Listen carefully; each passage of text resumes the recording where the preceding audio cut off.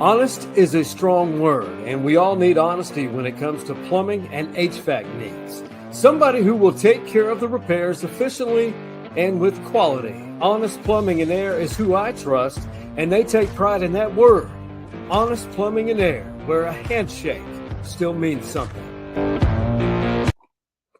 Well, good morning and happy Thanksgiving. The best, I would venture to say, for many, this is one of the best times of year because it gives you an opportunity to spend time with friends and family and those loved ones and all those special people in your circle. And for this series of episodes, Coffee with Clynch, raise up your mugs. Let's take a drink of the lifeblood of the morning to get us going because we're going to have to reserve some space for a lot of food. So cheers. Coming up on this edition of Coffee with Clynch, a special time of year, special holiday. If you know me, I love food. But I also love a certain college football rivalry like so many do. One that we haven't had an opportunity to see in well over a decade. Let's ride.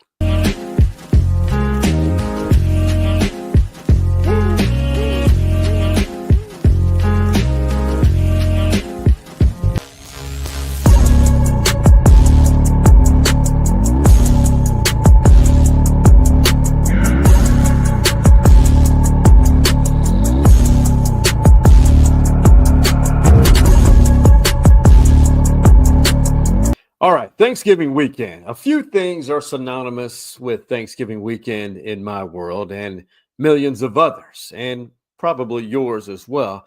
You know, I was introduced to the Aggies and Longhorns football rivalry at age of 4. Really didn't start to understand it until I was about 8 years old. I started noticing the T-shirts, gig 'em and hook 'em. The colors burnt orange and maroon just started to mean a little bit more. Reveille and Bevo. I started to understand who those two are and what they meant. The men in white jumpsuits, which are called yell leaders, started to understand what that was. Hullabaloo, connect, Texas fight, and beat the hell out of A&M. Things that I started to notice more and more and really took an interest in. Now, each year I noticed something new.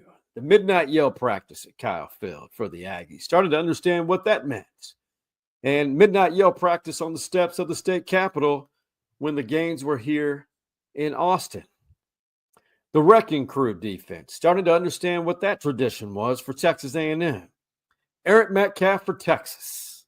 Hook 'em Horns and Southwest Conference championships. And Thanksgiving night was watching the Aggies and Longhorns for me and my family and friends at a very, very young age. I noticed all of this in the Austin bubble that I grew up in before I left for 2 decades. It became something special. I remember in 1985, when my dad was still around, still alive, he and I sat through the debacle of that 42-10 Texas A&M win in my grandmother's living room. I remember seeing him get upset, and I did too. The Aggies blew out Texas in a winner-take-all Southwest Conference championship game, pseudo championship game. It just came down to that last game of the year on Thanksgiving night and a trip to the Cotton Bowl. It was really hard, and that's when it really hit me hard because the year prior, I sat and watched the Aggies, who were led by head coach Jackie Sherrill, upset Texas and Austin in a blowout style. 37-12. Kevin Murray was the quarterback, Kyler's dad. I began to despise the Aggies 2 years before my dad passed away. Then I remember probably one of my favorite memories.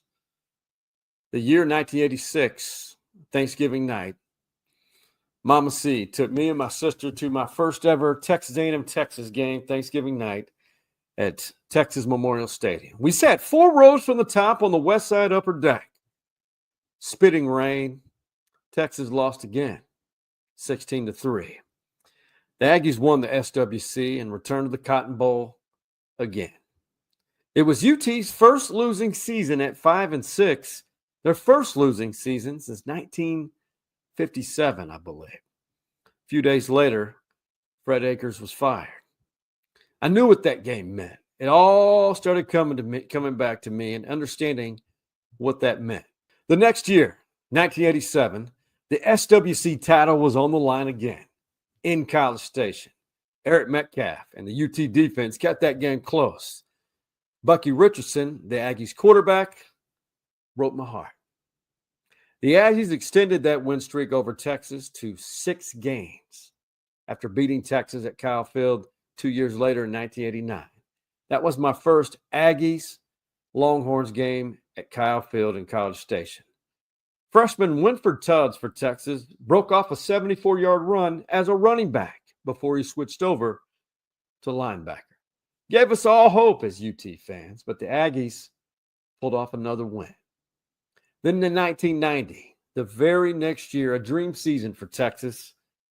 Texas was down for quite a few years. A 10-win SWC title season, which ended with a 28-27 win over the Aggies and a berth in the Cotton Bowl. Relieved, excited, but the Aggies won the following 4 years. That was 10 Aggie wins in 11 years during my transformative years. Then the shift occurred. My first experience at Kyle Field with Texas winning the final Southwest Conference game behind the legs of freshman running back Ricky Williams and quarterback James Brown. Texas ended the 90s beating Texas A&M 4 times. But the 90s ended with heartbreak. The tragic Aggie bonfire accident, taking my friend Chris Breen's life and 11 other Aggies. It was fitting the Aggies found a way to win that year, but so classy that Mac Brown and the Texas Longhorns and the UT band paid tribute to Texas A&M and honored the Aggie faithful and those 12 lives which were lost. The Longhorns beat the Aggies 7 times from 2000 to 2011. Then it all came to a halt, the series, after Justin Tucker placed the dagger into the Aggies with a walk-off field goal in 2011. Texas A&M parted ways to the SEC, and UT remained in the Big 12. For 13 years, there's been a void Thanksgiving week and week. But that void is no longer, and it all ends Saturday night. The wait is over. UT is in its first year as a member of the SEC, back together with their Aggie friends. The game that means so much to millions is back, and it's part of our fabric as true Texans. And this game has more than bragging rights on the line. This one in particular. The winner advances to the SEC title game and probably a spot in the college football playoff field of 12. The 12th man would love nothing more to avenge 2011. Some say it's just a football game, but they're wrong. It's more than that. This creates divisions in families and friend groups, at least just for a week. All is right again. Gig 'em and hook 'em. The holidays have arrived with a burnt orange and maroon and white. Cheers to that. Hey, man, tell me something good. I'll tell you something good, but actually several things that are great. As we use this day to make memories and spend time with people important to us, friends, family, anything. And I know now the world doesn't revolve around sports, but this Texas A&M Texas game is so big. And only true Texans and people who have moved here and people who have ties to both universities, either as fans, alumni, former students, whatnot. This is a big part of being a Texan. You knew about this game. It's big. It's significant. But what I'm grateful for are many things. First of all, this mug. I got to meet my maternal biological family, part of them this year. They gave me this mug. Welcome to our crazy family. you're in for a real treat. And I have been very grateful for them. Just so happens, a portion of them live in College Station, which I find ironic in a way, coincidental, still love them. They have been a part of my life now since March and April. Grateful for what I have around me. Amazing friends, you, the viewer, watching and supporting this podcast. I'm thankful this year that I was able to connect now with my late mother, who passed away in 2023. Been able to connect with her spiritually. Figured it out. I'm grateful for my job. Grateful for people who have really poured themselves into me. I'm grateful for the special lady in my life, Prisha. 7 months she has tolerated me. Let's be honest there. That's a handful to tolerate me. Very grateful for her.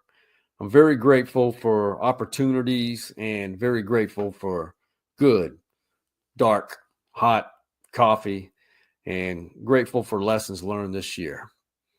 But you know what? I'm grateful for you too. And as we celebrate this holiday and think about everything that we have, think about those who don't have what we have in our possession. Let's all try to make our city, our communities, and put down our differences as we end this year, 2024, and head into 2025. Let's celebrate everything and try to help each other out and listen to learn more and just be grateful. To you, from all of us who are part of this podcast, much love to you and happy Thanksgiving. And reach out anytime, comment, share all of our podcast platforms, all of our content, and just know I'm very grateful for you too. And cheers to that. Let's have a great day. Happy Thanksgiving.